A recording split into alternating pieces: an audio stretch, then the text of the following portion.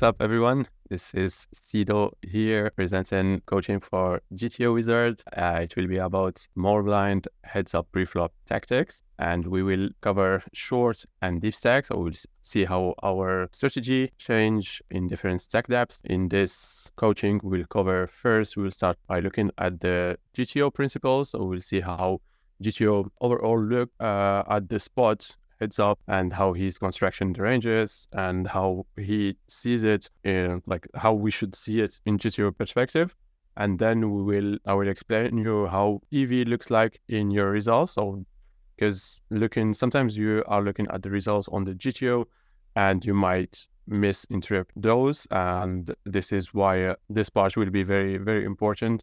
And a lot of players are actually misunderstood those points and therefore come to the wrong conclusions. And then we'll talk about stack depth dynamics and preflop fundamentals. Then we will jump to the short stack strategies and the deep stack strategies. After that, some practical example, and wrapping up with the conclusion and the Q&A. A membership-based coaching that you can join for 3 months, 6 months, 1 year, depending on your needs and maybe budget.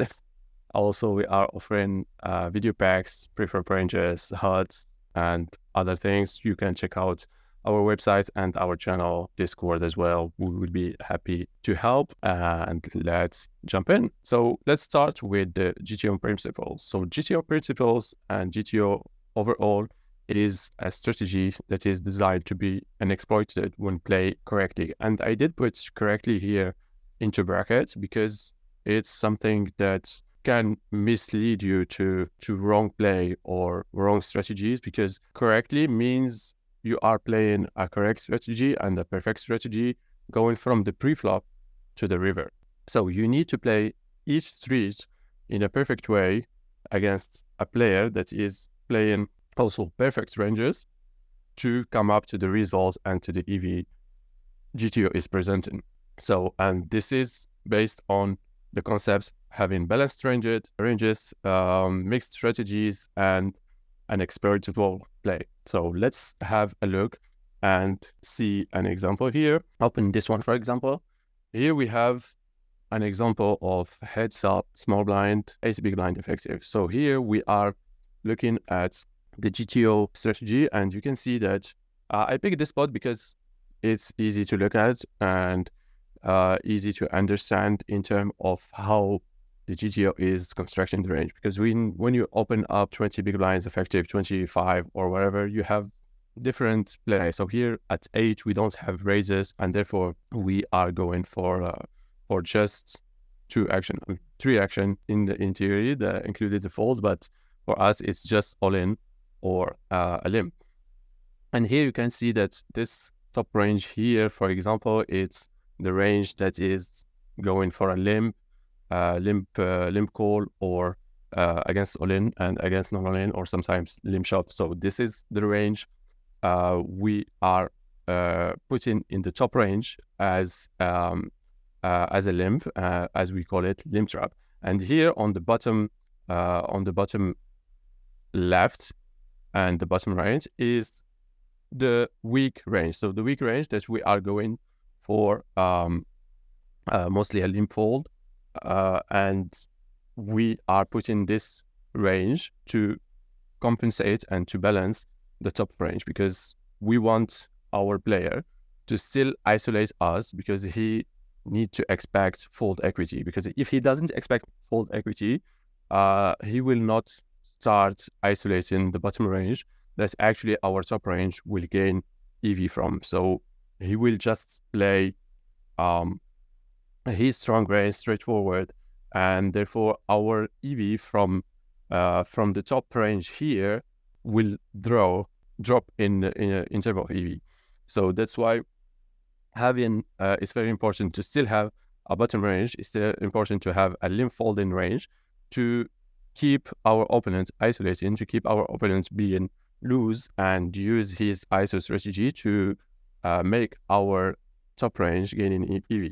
And then we have the direct all-in hands. So the all-in hands are here as well, not balanced, but also the the hands that are actually plus EV and don't want to limp trap. So if you look at most of the hands, and for example, even those hands here, you will see that in here, you will see that the call, the raise, and the all-in are all plus EV. So what the solver did here, he just picked the best decision, and also the decision that works good with the overall range. Then we have those kind of hands here. So the hands that are having a call as plus EV, but the shove that is overperforming. So those kind of hands, he picked the shove to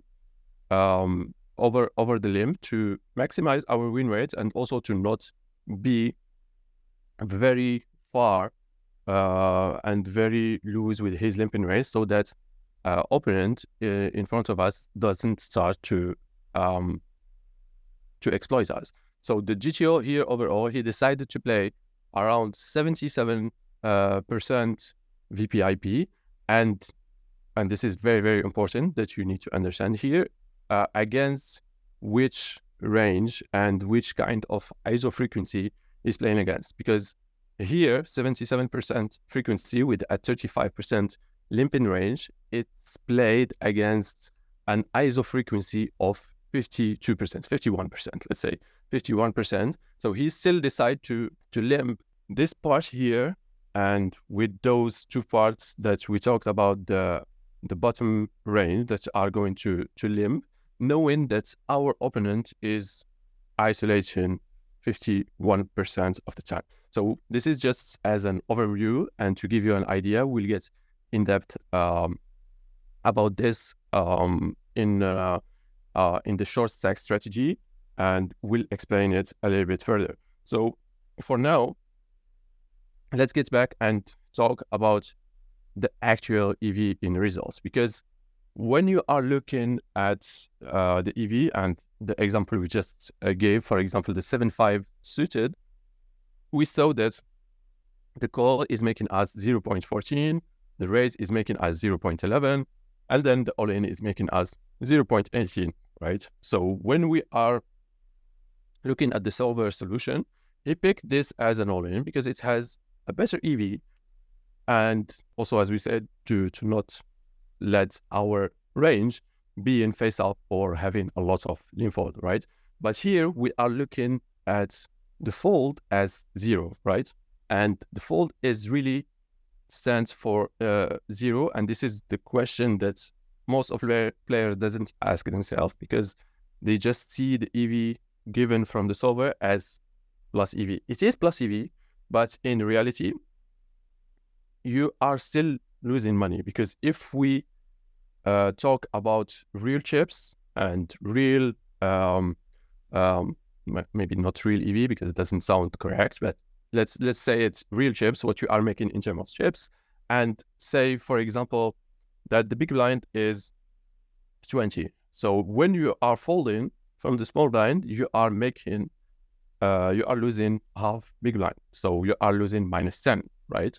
And then if you are open shoving 0.18, and to make it maybe easier for the calculation, let's say you are making 0.20, you are making 4 chips better than the fold. So instead of losing -10, you will be losing -6. So if you want to look at it in terms of chips, and in terms of, because in Spin and Go, the calculation and the EV is very, very important. We are playing in a GPV world, and not every, not like in cash game, not every spot win gave us real money. So it's the overall, sorry, it's the overall GPV of the game that is making us money. So the actual hand might be plus EV, or like you might generate some EV in it, but it might not be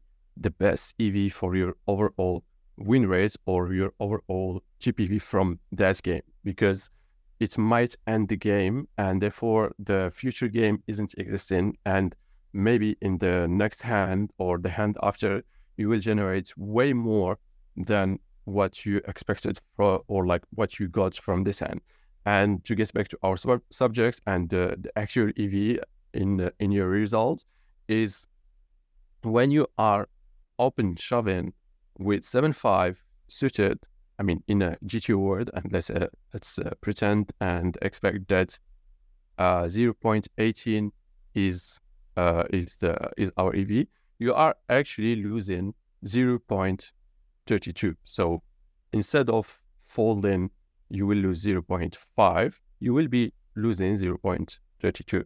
So you did generate 0.18 in EV compared to the fold, but in the real results, you are still in the minus. And this is very important.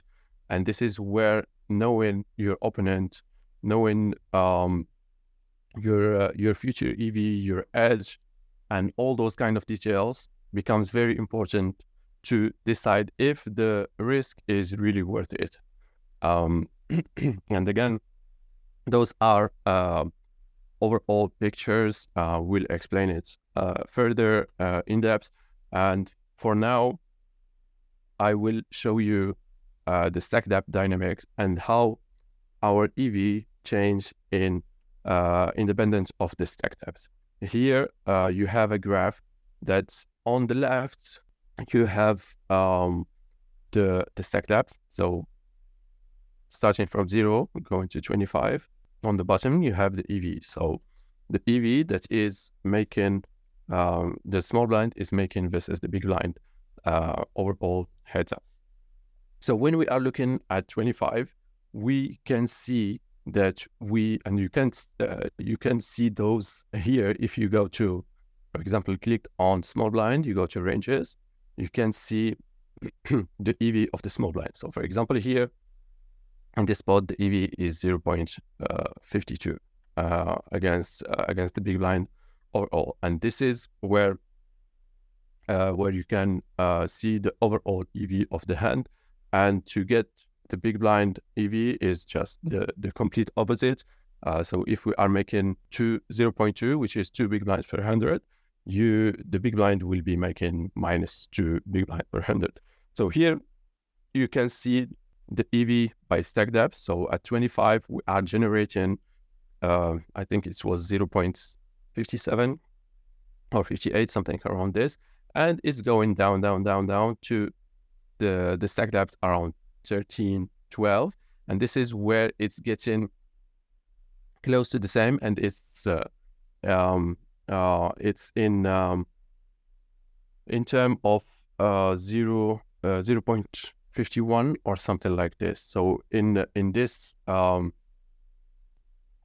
region, you can see that that our EV will be the same from, I think, 13 or 12 down to 9. And those stack depths are in GTO world and in the GTO metric, the stack depths where we are generating the less EV. So in terms of EV shown and real EV, not real EV, but GTO EV, you will see that it's 51 here, but in reality, and what you are making is 1 big blind per 100 and not 5 or 6. So this is where maybe some players will think, why I'm not doing as good as GTO, why GTO is making so much and I'm not making that much, and so on and so forth. So player might think that actually they are bad, or they are not as good as GTO, or they need to work more to get to the GTO level, and all those kind of assumption, while in reality they didn't understood this correctly and they didn't look at it the right way. Because what GTO is making, if he is, like, let's say playing spins and he imported his ranges, he will come and, for example, at 12, he will look at it and have it at 1 big blind per 100. So for example, here in the spot we were looking at, he will be having not 52 but 2 big blinds per 100. So that's what you are that's what he will get in the real results and in his graphs and those kind of stuff. And therefore, if you are, for example, making 3, 4, or for example, if you are playing at 18, instead of he will be making maybe 0.7 or whatever, he will, if you are making more than that, it means that you are actually not playing better than GTO, but generating more EV than what GTO is generating in his play against the player that is playing GTO. And this is where knowing opponent and adapting correctly becomes very, very important. So at this point and at 9 big blind, this is where it stopped. And then when we are going shorter, this is where our EV becomes increasing again, because when we are playing shorter, this is where we will generate more win rate by shoving, by player having a lot of folds, cannot defend correctly, and all those kind of things. In GTO wise and in reality, this is what's happening. And this is where it's very important. And I see players like starting their studies at 15 if they are playing flashes, or at 18, 20 if they are playing a reg speed game. And all those players, they start with the more complex part, because the ranges are wider than when we are short, and balancing and playing against population tendency and all those questions that come in, while the EV and what they can generate is way more when we are short, because you can see that even GTO, he here at 4 in for example at a push or fold mode, it's the same EV generated at 25. So it's like the best EV is coming in here in when we are very short. So what you should do is, because this is where you will start. I know that we are starting at the highest stack depth, but if you play at, as we call it, ABC, or like a standard play, a straightforward play when we are deep, and then know exactly how population tendency and how to adapt when we are short, this is where you will start generating more win rates. So if you didn't finish studying the short stack, don't go and study in depth the deep stack. So this is very, very important, and you can see it here from the graph of the EV that the GTO is generating, and also you will see it in your actual results if you can look at it, or if you are getting a deep stat or whatever to see your result. You will see that when you are short, you are generating as much win rate as in depth as when you are deep, and sometimes you will generate more and you will not generate as much as GTO is generating here, because you will not play very good at those stack depth, because it's more complex. If you are, of course, playing against good players and not against a soft pool. All right, so the limb becomes more conservative for your future EV in this example. Of course, when we are looking at it, and we will look at it in a moment, the limbs, you should think twice. I mean, not the limbs, but the open shoves, you should think twice before open shoving a hand that still have a kind of close EV to the limb. Should the 19 be 10? Yeah, this is a typo. It should be 9 here. All right, so let's sum up and look at our pre-flop fundamentals. So what we should have as fundamentals when we are constructing and playing our ranges pre-flop. So the hand ranges, how they look like, and if I want to be as balanced as GTO, and if I want to take as much risk as GTO is taking because of my opponents being aggressive. And when I say aggressive, you need to not overestimate this word and overreact to this word, because a lot of players just overadapt very quickly just because someone is isolating 45%. So I see, for example, here, let's get back to our example. At 8 big blind, I see someone that is, let's say, folding 8-3 suited. So he said to me, yeah, I just fold 8-3 suited because my opponent is isolating 45%. Yeah, that's maybe a high percentage and a high ISO frequency, but not as high as first GTO, because GTO here is isolating 52%. And then you should keep in mind, and the second point, the position, because we are in position, and generally population out of position play way worse than GTO. So when we will play, we might actually, with our limp here, generate more win rate than the GTO is generating. So with the 8-3 suited, for example, we might generate 0.03, we might generate 0.05, because yes, he will ISO a good frequency. He might even isolate the 52% frequency of GTO, but then post-flop, he will not play as good as GTO, because first, his range is super weak, and he will need to start defending some hands, check raising some hands, and all those kind of stuff.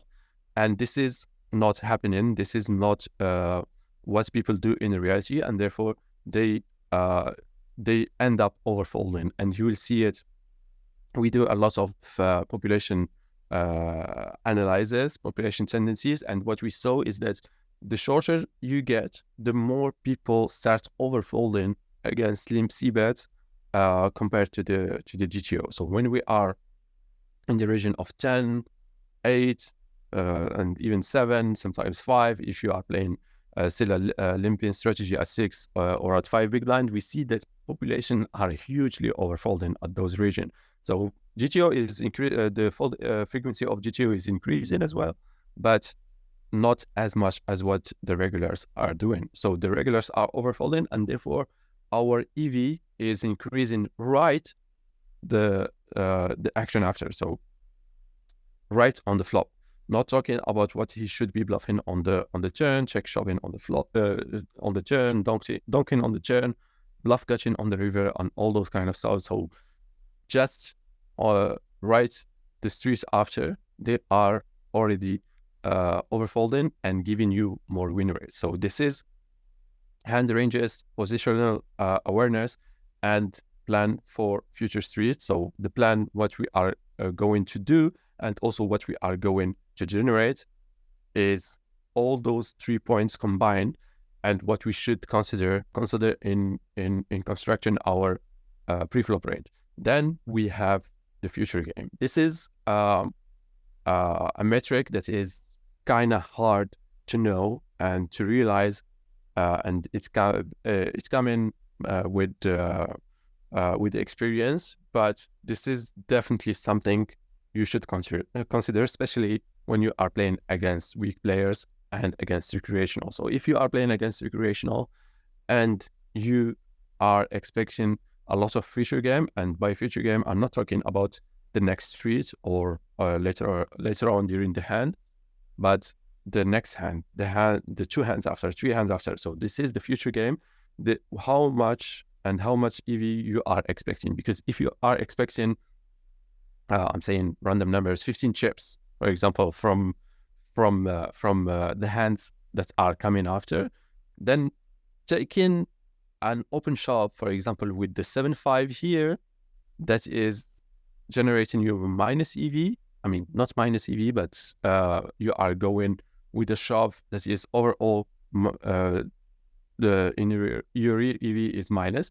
It's not worth investing your whole stack to do this, and therefore maybe picking a limp, going for a limp C bet, saving chips to play the future game might be way better, and therefore the limp can gain in EV a lot.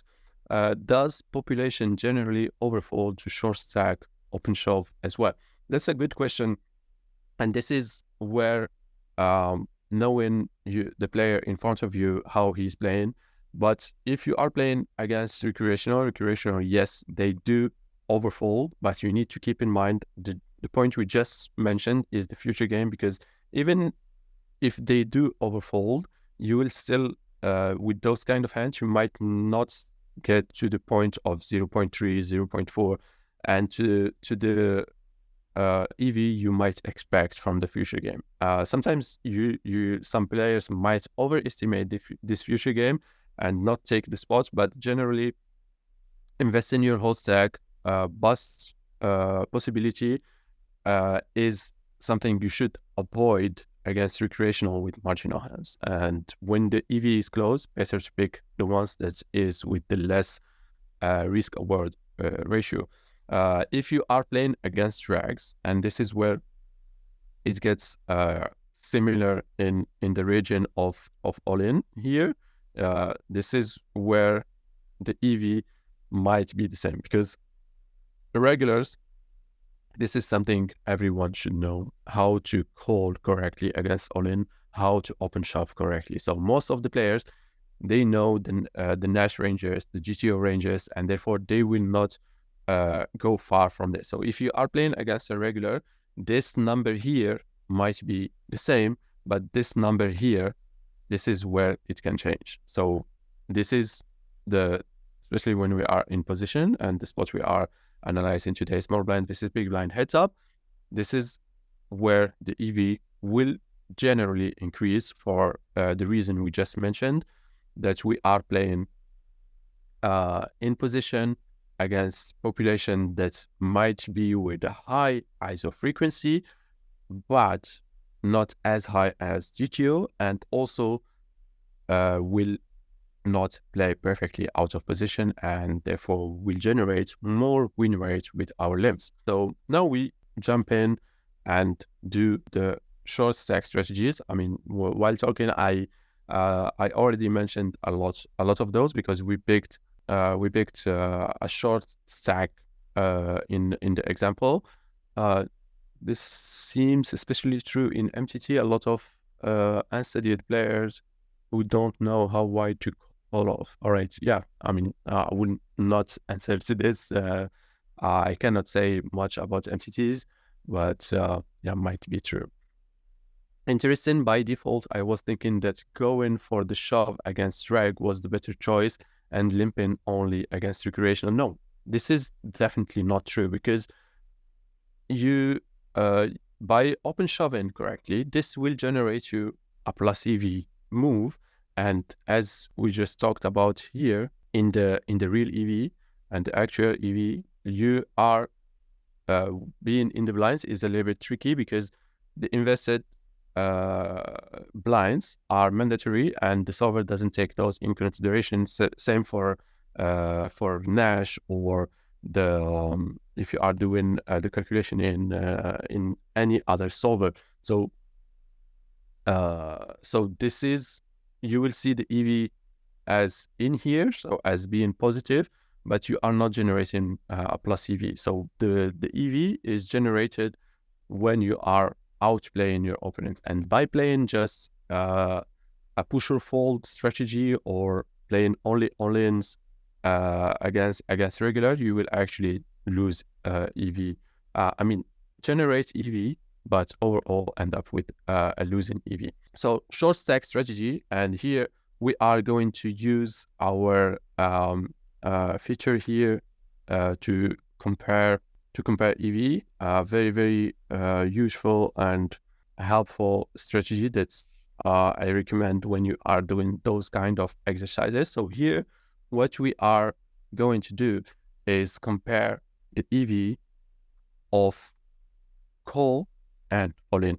All right, so we'll go and look at the hands, how they are performing with a call against an all-in. And here you will see that green, it means that that the action is way better as an all-in. So here on the top is the hand that is the hands that are very, very, very good as a limp and outperforming the all-in. So those are the top range that is generating way more EV as a limp, because if we go for an all-in, people will still call the correct ranges, but with limping, we will generate more EV, because then they might ISO, they might do mistakes post flop, or at least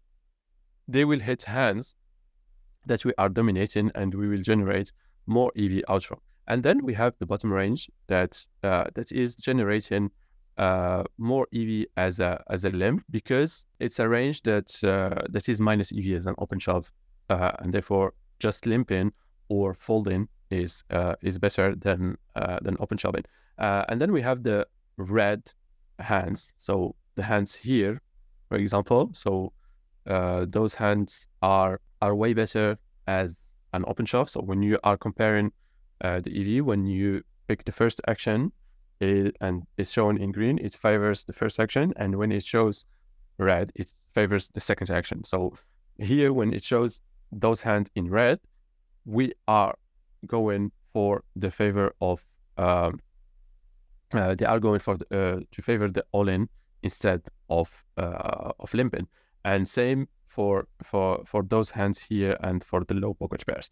Beside this, all this region here and this region here, for example, there are hands that are indifferent. So by indifference, I mean the solver did pick them for a reason of balancing or board coverage. So the board coverage is that he needs to have hands that are hitting in most flops. So that's in a flop or another, he doesn't come up with a naked range that can not see bet, or if we see bet, we are folding 100% to check raises and all those kind of things. So this is the board coverage. So we are covering most of the flops, and therefore we are not getting exploited. This is something that that solver taking consideration and taking care of this at a high percentage, just because the player in front of him, as soon as he will see that range is weak, he will exploit this. And in general, population aren't doing this. So they are not going as extreme as what GTO will do. Sometimes some player might look extreme, might look doing good, or being aggressive, attacking enough, and all those kind of things, but they will never get as extreme as what the GTO will do if you are going with a kind of naked range, right?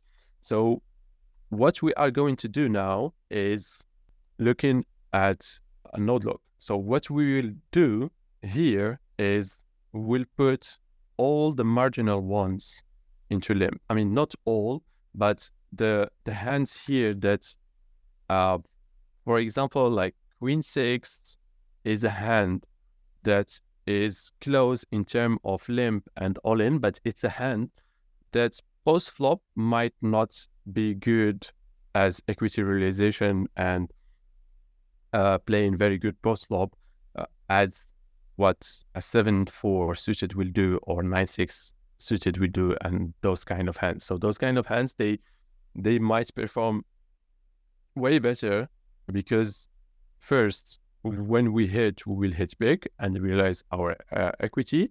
And second, in a queen high dry board, the population will not react that good as the solver in the big blind. So when we are hitting, for example, a queen 7 deuce, for example, and we are with queen 6, we are not going to get as much EV as what the solver will get, because people will just overfold on those kind of dry boards. We'll put here all the marginal, and this is another feature that is very good. We will compare the nodes. So we'll look at what we had, which is the range in the right, and what we did in the range to the left. So you can see that all those Jack X suited, the 10X, and all those kind of hands that in the compare EV were kind of white, we did put them into the limb. So we didn't change much, because here you can see that in this solution we were limping 34% and open shoving 42%, and now we are limping 38% and open shoving only 38%. So what we did is increasing our limping range by 4% and decreasing our open shoving range by 4%, with putting those kind of limps in those kind of open shove into limbs. So, and this question is to you: when we are doing this and changing this strategy by 4%, which ISO frequency should the big blind react with? When we are doing this, you have 4 choices. So first 45%, second 55%, third 65%, and then D 85%. So we did increase our limp in by 4% by putting some of the hands that are playing okay-ish post flop and decided to put them. I mean, this is just as an example and as a simulation here. You can of course play with this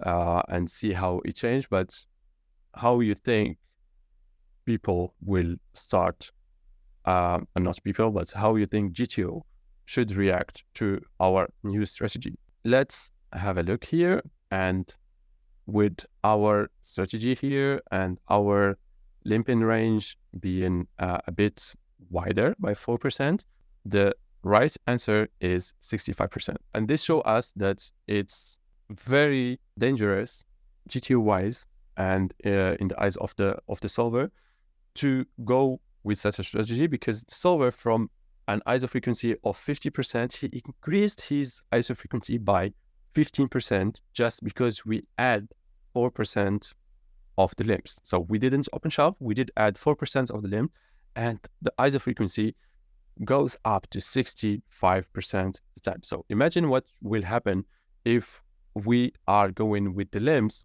with 40%, 45%, and with an all-in of 30%. So he will start just going with any 2 open shoves or close to it. So this is, if this shows us something, this shows us that the reaction of our opponents should be very, very extreme to our adaptation and to our consideration of a future EV. Because if we picked those hands that are in between, so not like generating a little bit more EV by open shoving, but not far from the limbs, and did put them into a limb instead of open shove, our solver is our opponent in the solver is isolating 65%. And you can see that if we come here and look at our EV against a 65% open shove, for example here 9-5 suited, it's with a call, it's still generating minus 0.04. So it's still close to break even. And again, this is considering that when the big blind will check back, he will play perfectly, and he will play in a good way by check raising, by defending correctly. And I think I have I did an example here. Yeah, like this king 5-3, for example, if we pick it, and this is with the same ranges. So I think, yeah, it's with 65 ISO frequency. If we are going for a c-bet here with in a king high board, the fold against our c-bet is only 38%. And believe me, on population tendencies, we did this a ton.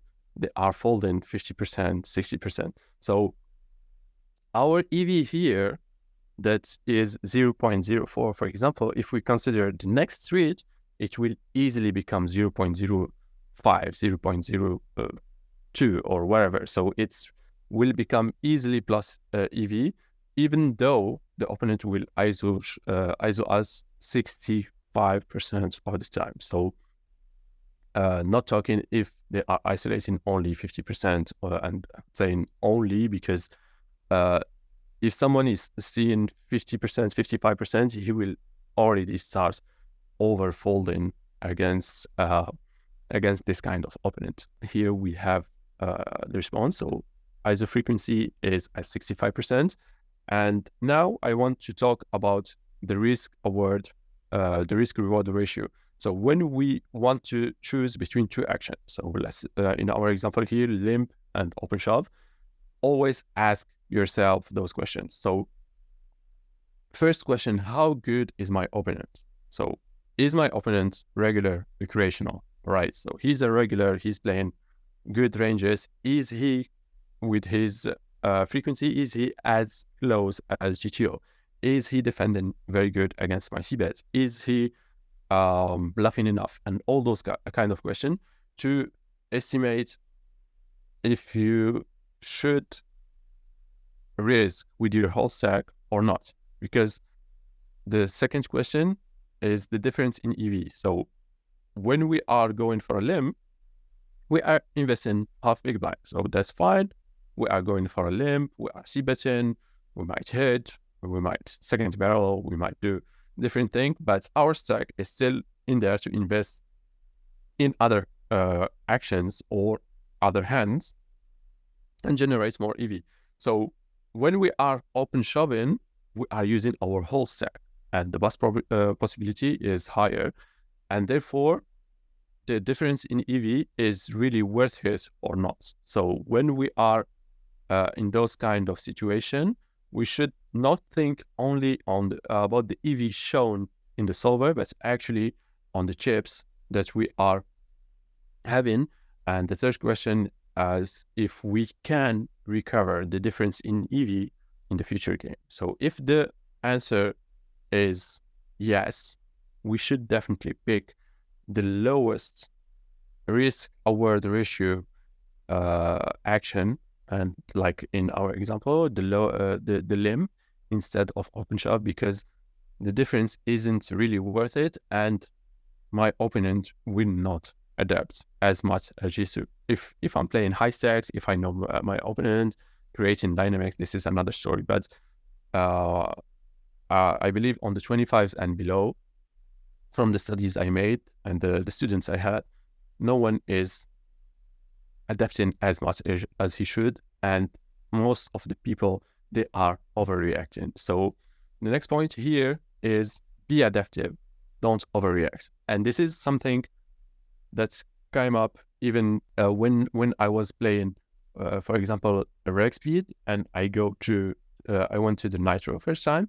I faced way more ISO. So we are used to a bit of lower frequency on the reg speed, and when you are playing the Nitros and the flash speed, you are facing a lot of ISO, and you have the feeling that you are just getting limp fold, and you overreact to it. So you are thinking that you are adapting to the pool, that you should be limping, way less and open shoving way more and overfolding, but in reality you are passing a lot of EV, because what's happened is that when I joined the pool of the Nitro, I was doing good and generating more win rates, and the more I did play, the lower my EV went. And I was thinking that actually my opponents are adapting to my play style. But when I did a deep dive and I looked at my stats and my results, actually opponents were still playing the same. It's just me that did overreact, and this influenced my my win rates, because I was taking those kind of marginal open shots that are not generating a lot of win rates, and I was folding the hands that are still generating marginal EV, and all those kind of small details counts a lot in your overall EV. So be adaptive, know your opponent, but don't overreact. Here, as an example, I showed you that GTO is still playing an 88% VPIP. This is a 46% ISO, even though our opponent will play perfectly post-flop. So he knows that opponent will react very well to his action, to his bets, to his play post-flop, and still decide to go for an 88% VPIP. So if you are playing a VPIP of 80% because your opponent is isolating 45%, you are doing it wrong, because your opponent will never play as good as GTO out of position, and therefore you will generate more win rates with your limbs than what GTO is doing. So this is for the short stack strategy. Let's now move to the GTO play 16 big blind effective. So I will go over it very quickly here and do it here, 16 big blind range. And here you can see that now we are having 4 actions. So the fold here at 5%, and then we are limping a lot with 70%. We are having a min-raise strategy and some hands that are going to the all-in. So some hands here are shoving directly. People might shove here, and all those kind of things. But the point is that the solver is picking min raises in this area here, and then just with not a fixed RNG, but just at some frequencies here and there with min raises. So most of our range is picked as a min raise or as a limp. Some hands are 100% limps, like those ones here, but not that much, and the real bottom ones. But other than that, all the range is picked with a raise frequency and limp frequency, and this is for the board coverage and the balancing reason we mentioned before. So this is how the solver is doing, and with this range and this strategy, he's generating now 0.53. So 3 big blinds per 100. This will be his win rate playing this strategy against this player. And again, we are talking about a player that is playing perfectly from the big blind, and generally you should have way more win rate and way more big blind per 100 in this area here, just because your opponent will be overfolding. I mean, I'm not talking about players that are playing high stacks, but the lower you will play, the more you should generate here, and therefore you will generate more than what GTO is generating here. Right, so now we are looking at population tendencies. So what we are having here is how players are playing when we are deep. So 13 plus or like 16 to 20, you can see that I will not talk about this part when we are min raising. I mean, this is also very important, but this will take us into another tree. But let's talk about the ISO frequency. So you can see here, they are isolating 2 to 4, 15%, isolating 15%, and then 4% with a big ISO, which came up to a 34% ISO frequency. So what I did here is that I changed and node logged our opponent reaction and came up to a range that is now close to our population tendencies in the big blind. So in the big blind, they will now isolate 34% as they are doing from the range research and the population tendency analysis we did. And when we did that, the solver is now changing his strategy from playing around 95% to playing with a VPIP of 1.5 more. And now he's raising way more and limping way less. This is just because, as I explained here, this part is when they are folding to min raises. Like if we go and look at min raise, like they should be falling around 23 or 24%, I think, even if less, 25%, 21%, and population are folding 30%. So this, if you do this node lock, this will take you into another tree, a more extreme tree, because I didn't put such a high fold frequency to the min raise, just to show you that as soon as we are lowering the ISO frequency, the VPIP is going higher automatically. And again, like he's picking raises and limbs all around the place, and he did put more raises to balance with the higher VPIP that way. So, but if you look at it and you look at the EV and you start, for example, lowering this min raise, he might pick some of these, or you can play with a completely quote unquote balanced range, but more easier. And this is exactly what we are doing, and what we did in the team best poker ranges we created. We came up with a more simplified strategy. So instead of going with the GTO strategy that is narrowed from 5, 10, 15, 60% raise in different hands that you might get a little bit lost implementing this strategy, we went and had created a kind of balanced strategy that is covering most of the board with a very easy way to implement it. So you can see here, for example, at 16 big blinds effective, we are going for 40% min raise and 60% limb with our whole range. So we are having the trap that are in here that are standard at 100%, and the limbs that are in here that are 100% limb fold.